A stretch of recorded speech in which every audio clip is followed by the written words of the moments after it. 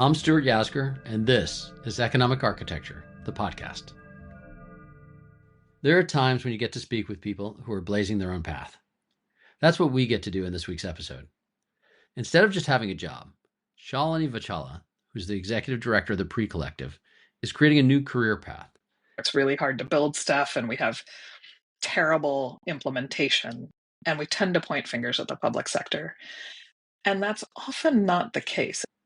She is a renowned infrastructure and climate resiliency expert, and she realized that efforts to increase resilience will be more likely to succeed and realize their full potential if we ensure that they have three critical factors for success: vision, capacity, and money.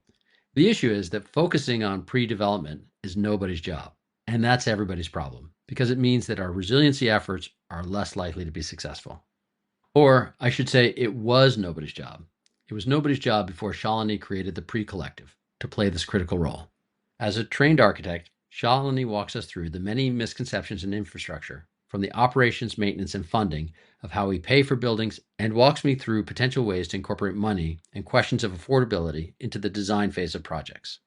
It is this simple problem of actually knowing who's responsible for running this leg.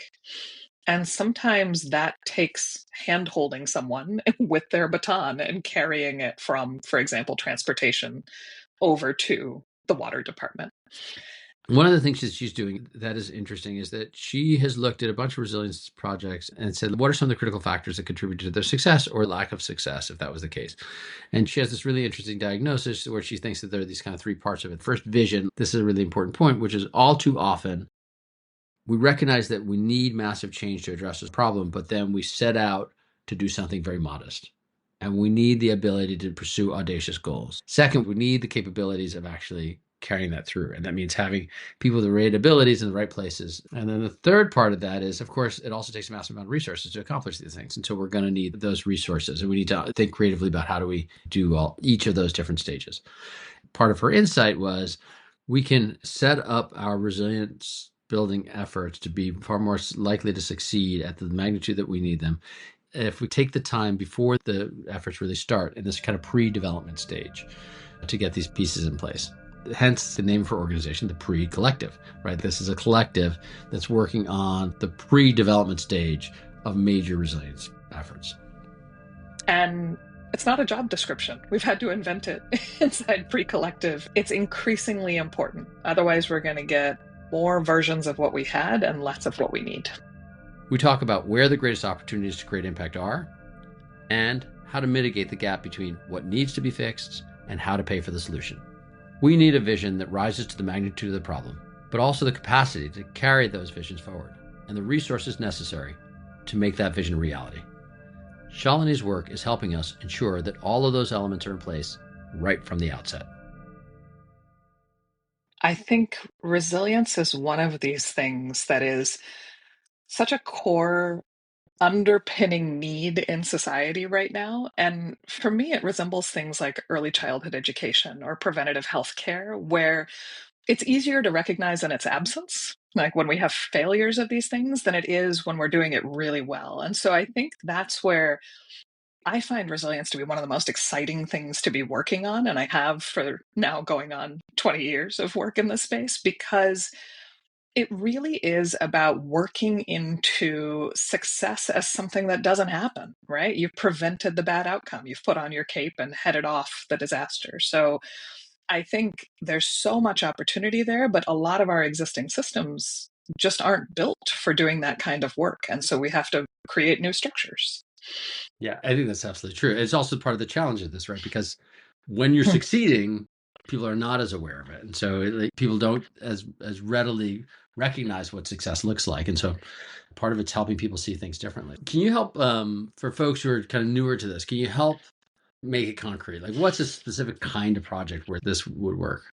Yeah, so I love singing the praises of the city of Hoboken. So for folks who haven't been to Hoboken, it's a tiny town. It's a single square mile across the river from Manhattan in New Jersey. And Hoboken is one of these towns that has extraordinary leadership from the mayor on through the staff. And the city was hit incredibly hard from Hurricane Sandy. And so now I think at points of the city, they had 12 feet of standing water. So you picture this little square mile that is shaped like a bowl and made mostly of concrete.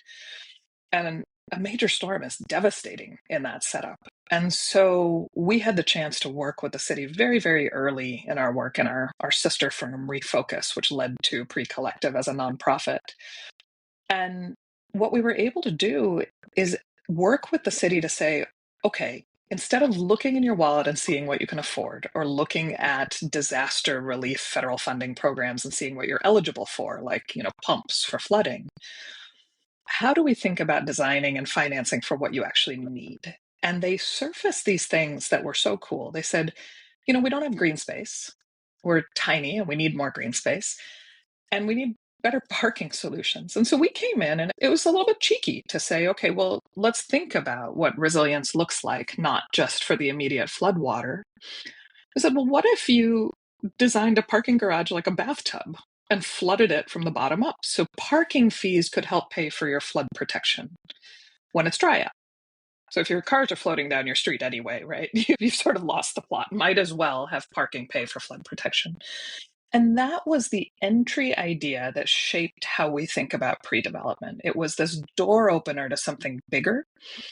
What the city did over the next several years, we thought about this like a relay race, where you're trying to shape this worthy finish line and help run the first leg. But we always knew that whatever we designed at the beginning wasn't going to be what happened at the end. And this is where the city just exceeded our wildest expectations. They worked with their water utility. They took this 6-acre parcel that we were fantasizing about this bathtub around and built a gorgeous, what is now an almost $100 million resiliency park. It's absolutely beautiful. You wouldn't know that it's a flood protection project. It's just a crown jewel of a community asset with, basketball courts that are sunken in to hold flood water underneath the site. It's not parking, but it is this gorgeous, highly engineered cistern, and they can hold 2 million gallons of floodwater now without batting an eyelash. And it's what this does, going back to that success that doesn't happen, right? That's the kind of thing that saves you from building a water treatment plant.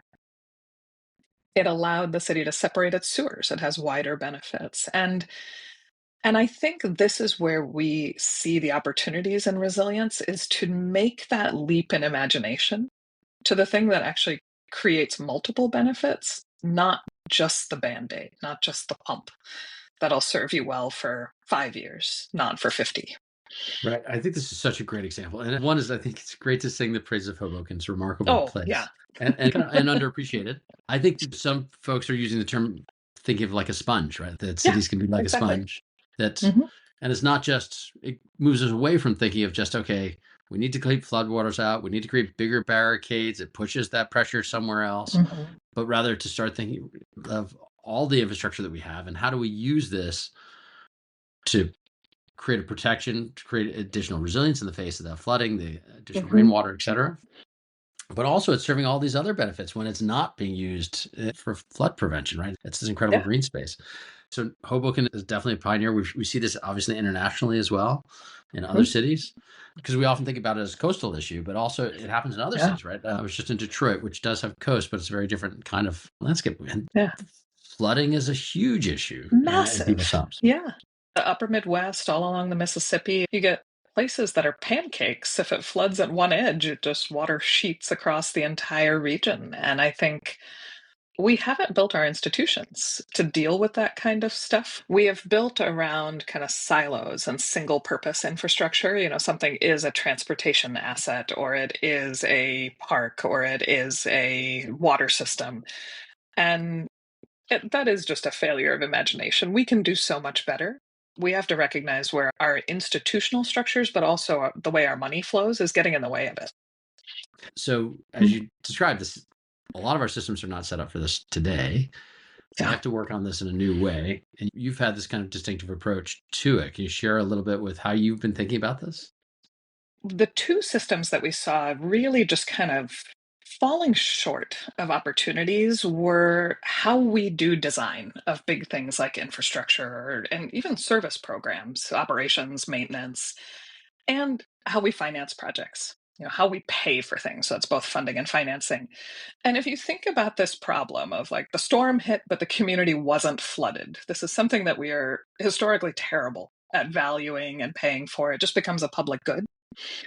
And so you have to really flip the script and say, okay, where does this problem show up on balance sheets? How do you think about incorporating the money into the design phases of what you're doing so that you don't create this ideal solution that no one can pay for and sits on a drawing board forever? And that you don't design something that then closes doors to investment. And so both those things coming together were really where our work at Pre-Collective takes shape. And we frame it around just really three simple things. It's vision, capacity, and money. And that vision is, what do you need next? Not just what's a shinier version of what you have. Capacity is, do you have enough warm bodies in the right places at the right times with the right skills? And the money is pretty plain vanilla. It's funding and financing. Do you have what you need to actually build what creates the optimal value, not just what you can afford right now? I think this goes to one of these other concepts that you mentioned, which is, you talk about Mm-hmm. this as a relay race, right? I think when people think about innovation, Yeah. they might be thinking about how somebody makes a new widget, how somebody makes a new iPhone, how somebody makes a new app, like very standalone efforts that are made by an organization. But the kind of large scale change you're talking about, really, there are many players who have to be brought into this. And as you say, you have to Mm-hmm. pass the baton from one stage to the next Mm-hmm. to the next. Yeah, it's actually what motivated us to launch Pre-Collective. So Pre-Collective is an outgrowth of a design and finance firm that I founded, and we did about 10 years of work, including that Hoboken collaboration. And over the last few years, what we were watching was more and more folks losing opportunities at the start line of the relay race, where they were imagining less ambitious projects, things that just with a little extra oomph could become incredibly impactful. So I'm an architect and an engineer by training, and something I have always struggled with in both fields is a term called value engineering, where you design this gorgeous thing and then you shave it down to the thing you can afford, instead of looking for where to get additional resources for all those additional benefits, the beautiful park space. And so Pre-Collective, it was formed to address exactly this relay race problem. Is we were watching the start lines either be too late, unambitious, the finish line being unambitious, or not having enough runners, that capacity problem where we were just watching batons dropped. And so I was mentioning this vision, capacity, and money framework we use. And just like resilience, it's easiest to see these things when they're absent. So, like, everybody recognizes when you have vision, capacity, and no money, you get these gorgeous drawings. Every city has this, right? You see it. And the stuff just doesn't get built for lack of resources. But the other two are equally insidious when we try to create economic development programs or investment programs or federal funding programs. And if you're lacking vision, what you end up with is a shiny version of business as usual, which often doesn't serve everyone as well as it could have. That could have been shinier flood pumps in Hoboken. And when you're lacking capacity, this is the one that hits me most deeply, is this is where we point fingers at government, where we say something is slow or uneven, or it's really hard to build stuff, and we have terrible implementation. And we tend to point fingers at the public sector. And that's often not the case. It is this simple problem of actually knowing who's responsible for running this leg. And sometimes that takes hand holding someone with their baton and carrying it from, for example, transportation over to the water department. And it's not a job description. We've had to invent it inside Pre-Collective, and it's increasingly important. Otherwise, we're going to get more versions of what we had and less of what we need. Absolutely. Yeah. And we're not used to doing this. We have to build new muscles Mm-mm. as individuals, as professionals, but also institutionally, right? Like we Yeah, need new capacity to exactly. be able to do that. I understand the pain point of when there's a lack of capacity and the fact that it's, a little bit fashionable to beat up on government. But I think, Always, right? yeah, unfortunately, because I think it really outshines so much of the good work that is happening inside government and the incredible people who work in government, often for the best, Yeah. like with the best of intentions to do really good work. instances where there's the lack of vision is really Mhm. pernicious, because Completely. Mhm. everybody, you can work really hard, succeed on very modest goals, but what you lose sight of is what could have been. And the ability to think audaciously about what we could do and then rigorously about how to do it, I think it is really important when we're thinking about how to kind of address these larger and more frequent challenges that we're all Yeah. experiencing. You absolutely nailed it, right? It's this marriage between the what and the how. And I find in my world this is a real gap between describing an issue and doing something about it. Is you'll often get a really good what, we could do X, Y, or Z, but then there's no connection to the how or even more importantly, the who. Like, who is this serving and who's going to do the work? And I think when you're actually doing the work, you stumble into these things that aren't quite policy, but are incredibly important for policy and implementation. And so a good example is it never occurred to me in all my appreciation for civil servants how many infrastructure projects depend on archaeologists. We have layered in so many requirements for archaeological reviews in so many parts of the country, and you have whole states where that funnel narrows down to 3 people who need to approve projects. And it can result in years of delay. And it's the kind of thing you don't realize if you're sitting in a federal office, for example, and you're like, oh, we're going to throw more money at the problem. And it's like, no, you actually need to throw more archaeologists at the problem. And that doesn't happen in 6 months or 1 year or a budget cycle. That's a talent pipeline problem. And it's the stuff you only see when you try to do real things. That is fascinating. Yeah, I have not heard about the archaeologist bottleneck This is, before. Since this, you can hear that this is an active pain point right now in some absolutely, of our work. I can feel it. But yeah, you're right. It's the difference between a like dreamer and kind of an innovator. Is you have to go. Mhm. It's not just the painting a picture of what might be nice. It's really understanding how to do it and then showing up day Yeah, after day after day to get that done. yeah. As people are thinking about it, we recognize that we need a new approach. The problems are mounting, right? Extreme weather is more frequent, and the Mhm. magnitude of the events are getting more and more serious. There is a larger and Mhm. larger threat. We need more to create communities that are more resilient to protect people's lives, their communities, their homes, all the assets as well. What's possible? When you think about kind Mm. of looking ahead, where do you think the greatest opportunities are to create impact right now? Oh, I love this question. So I think my big umbrella answer is what defines our whole portfolio at Pre-Collective right now. It's things that are everybody's problem and no one's job. And what defines that category for us is it kind of centers around 2 questions that are key for pre-development, what leads to the Hobokens of the world. It's you have to be able to ask who loses money if we allow this problem to continue? And like a version of that is what's becoming unaffordable. And the answers vary pretty widely, but there's some big ones. So, like, for example, insurance is becoming unavailable or unaffordable for a lot of folks. Electricity costs have gone up wildly for small water utilities. So, something that used to be 30% of a budget is now 50 or 60 or more with no relief in sight. So that side of it helps you identify who are your motivated runners in this relay race, right? Like who's losing money. The flip side of it is who's suffering because of this problem. And that's the family whose water is being shut off because their utility is going under. We tend to have solutions where we think about direct ratepayers for projects and the value we're creating.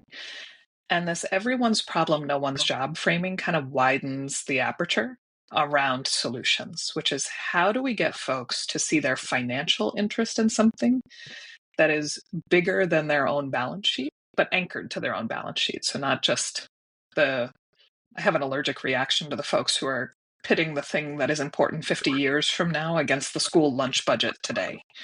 I think we can do better. And so being able to spot for these opportunities for solutions and innovation and real practical action that's connected to balance sheets today and alleviates some of the deepest suffering in our society, whether that's living with mold from a major storm or not being able to afford basic services in your home. And so I think we're always reaching for those things. And I love some of the work that we're seeing with partners in different states. So I have to sing the praises of the state of North Carolina because they just pulled off a remarkable set of things in the insurance sector. So the North Carolina Insurance Underwriting Association, NCIUA, is the state insurance company for all intents and purposes for big storms, for wind. And they quietly, unheralded over the last 5 years or so, 7 years, have built up a program to make homes more resilient in hurricane season. And on the back of that, they just issued the first of its kind new insurance product that rewards reducing risk for insurance companies. That's the kind of thing, this problem solving around like, this is our pain point. We are losing money if we don't solve this. And these people are living with mold and suffering. And they found a solution at the intersection of it that I see as an opportunity to crack open an entire segment of the insurance market, which is so cool. Absolutely. I think this is a great example. As you described cracking open, we're kind of on the frontier of a new set of Yeah, innovations that can really help pay for places where we already have interests, exactly. to create Yeah. greater resilience, to reduce the risk, to make it more economical for insurance Hmm. companies. This scenario where a lot of stakeholders have a vested interest that aligns, but we need to, in our terminology, we think about redesigning structural elements in the market so that we can actually Exactly. have that come to fruition and drive to create fortified homes. That in Alabama, we have 60,000 potentially. North Carolina is doing this amazing work, but we Hmm. also know we need millions of these homes. Millions. So the Yeah. ability to kind of engage the market to enable us to reach that level of magnitude. I think that structural entry point is so interesting because where I see the biggest opportunities are the folks who have seen their own interests in this, like North Carolina, like Alabama, represent a market leader where they've made it a closed loop problem. They've made the suffering and the losing money their own problem to solve. I think the next frontier of this that I'm very excited about is how we build the plug and socket to people working on these things separately. So, like a state insurance company and then a program that's doing resilient home retrofits that just don't talk to each other. That I see as being the how do we take the closed loop benefits that North Carolina managed to show and now bring that to relay race runners where you pair them up. Yeah, I absolutely agree. I think there's good reason to think that this might be achievable in the near future, that this does not have to be something that's on the horizon, that this could be Yeah. actionable in the near future. Yeah. None of it is rocket Absolutely. science. It is all comes down to these kind of people and value problems. Like, how do we Yes. value things and how do we generate value and how do we capture it? Yeah, absolutely. How do we create value for Mhm. people? Absolutely. What two or three other kind of areas Mm. not as developed? Because I think these are great examples because they're concrete. People can look at them, they could read about Yeah. them. Hoboken has done this. North Carolina is happening now. Kind of areas that are kind of more on the horizon. Where are promising areas that you'd orient people? Back to that theme of everyone's problem and no one's job, I think one area where we're pushing that I see a lot of opportunity, but the solutions aren't obvious yet, are supply chains.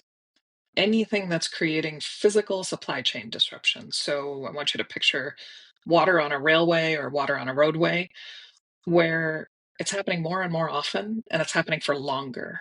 And there are a lot of folks losing money around that. It's states, it's local economies where you're losing industry because they're relocating.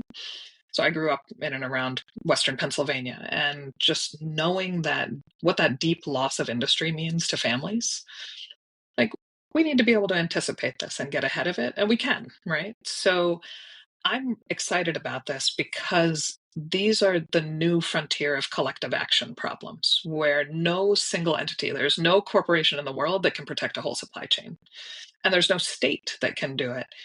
And so the opportunities really are around this kind of they're governance innovations that come ahead of financial instruments where we have to glue folks together and see their own financial interests in something that is beyond their own fingertips to solve.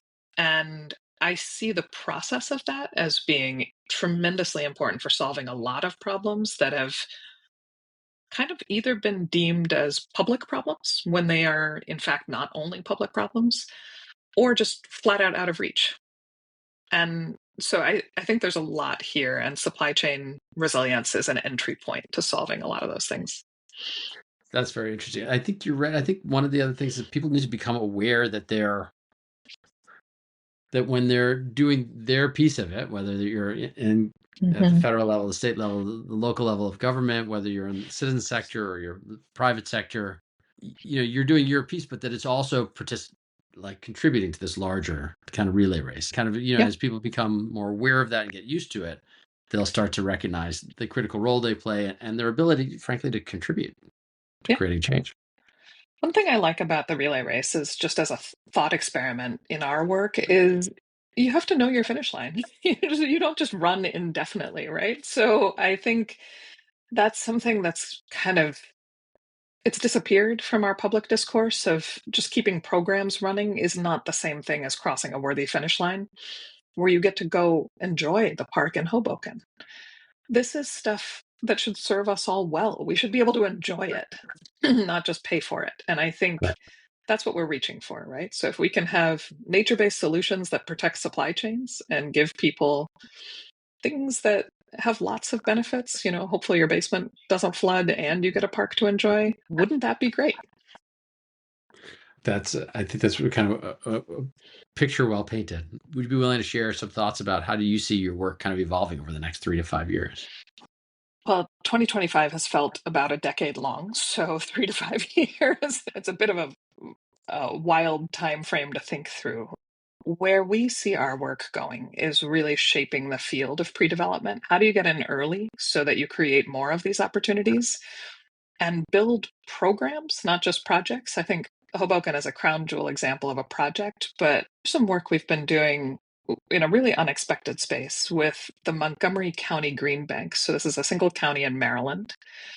And using all the same questions that kind of walked us into flood resilience and insurance and supply chains, what we've been able to build with the Green Bank is a new program for affordable housing developers to finance resilience measures. And I think the things that surprised me most in this work, Stuart, first of all, is how high a pain threshold affordable housing developers have for working through dozens of complicated programs and tax credits and lining up money from 20 different sources. One of the things they're often trapped in, though, is a cycle of triage. They're managing properties, the roof is leaking, and you're just constantly like scraping to get the money to do the repair, not the proactive thing that could save you money. And it's just like being on a treadmill that is going faster and faster and faster, and you can't get off it. So, what the Green Bank did in Montgomery County was create this financial program. It's a hybrid of a line of credit and a loan, where you can basically reach into a pot of money to do the proactive thing. It makes it easy to do the proactive thing. And the thing that I found the most counterintuitive and also important in this work was that we were able to show where financing, like taking a loan and having to pay it back, was actually more cost effective than free money. And I think this is a shift that, as a culture, we just aren't prepared to make. It's always the assumption that, well, grants are free, and they're not. And so for the next 3 to 5 years of our work, I see that line between funding and financing and really looking for what maximizes value for folks in doing these kinds of proactive, get ahead of the problem investments, like that success that doesn't happen, showing up on their balance sheets. And I think that is the inflection point we're at, where 15 years ago, you could say climate change was a future risk. No one says that now. And now it's on your balance sheet, and it's just a question of when and how much. And so that's really where I see our next 3 to 5 years is taking programs like the excellent work that the Green Bank in Montgomery County has done and figuring out how do we scale that to a multi-billion-dollar addressable market for affordable housing developers across the country so that we're not hunting and pecking for band-aids. We have a really smart, cost-effective, and tailor-made product for them to say, no, this is how I do the thing that I wish I could do otherwise. That's fascinating. As you're describing it, I'm just starting to picture how that could work. And frankly, how big the need is going to be for it, right? I guess we talk to Massive. people in Yeah. housing across the country. That's the difference between the basement that you just plaster over and wait for the next flood versus putting in the French drains, which might cost 3 times as much, but will save you the next 10 floods. Absolutely. People Yeah. are experiencing extreme weather. If they're unfortunately not living in a city like Hoboken that doesn't have this resilience, they're seeing the threat of this in their community and their neighbors' community. What action can they take to kind of help encourage their Oh, community, their leadership, their companies think seriously about doing this pre-work? I have an answer that seems very far from the problem, but I think it's actually a core thing to our work, which is I think what most people need to do is be very plain spoken about where they're suffering and what they need, and not in big abstract policy ways. It's like, I'm living with mold in my basement. I can't get a contractor to repair my roof after this storm or after this fire, or it's taken me 9 months to do this thing. And I think one of the things that we are really grappling with as the federal government in a lot of ways is going to need to be remade is how do we walk from needs to ideas to projects and not have the money shape what we build, but have the needs shape what we build and make sure it really serves people well. And so I think what a lot of people can do is when they think about engaging with policy or politics around resilience, is bring it back to what you actually need, not the big picture, how do I react to this project? It's to ask the really simple question, am I in or am I out? Am I protected by this? And those really simple questions demand design and financing solutions. So if you are not getting good answers, ask those questions over and over again to anyone who's listening. I think that's a great articulation. And I think that if I could offer one thing that kind of accompanies that is that when people are expressing what they need, we have to hear that. And that it's not Yes. when people are Mhm. expressing a need, they do not also need to have the solution. Right. So Correct. the fact that Mhm. they don't have the most sophisticated, the kind of the solution that is kind of impervious to any critiques shouldn't undermine the seriousness with which their need Yeah. is being expressed. Right. And so that's, Yeah. yeah, absolutely. I think that's a great kind of actionable piece to give people because we need to hear what the needs are. And a lot Right. of times they're invisible. We wouldn't know about the archaeologist who's missing or the basement that it still Or the has mold mold. that's in the person's basement that the person doesn't feel That's right. comfortable talking about. Right. Yeah, Yeah, exactly. Shalini, I've really enjoyed getting a chance to speak with you today. It's always a pleasure. Thank you so much Likewise. for taking the time. Oh, what a joy. Thank you. Creating change is hard, right? It involves many different efforts, often over a long period of time to bring about kind of large scale results. In the best of instances, when we do things that are hard, that are really meaningful, we're going to fail. Like failure is a core to how we're actually going to achieve this because what we're doing is finding out all the ways to make this work, whether it's Edison's 1,000 versions of the light bulb that didn't work, or the baseball player who strikes out 2/3 of the time, yet they get to the Hall of Fame. We need to think about failure in a different way. We shouldn't embrace failure as in like that's what we're trying to do is achieve failure.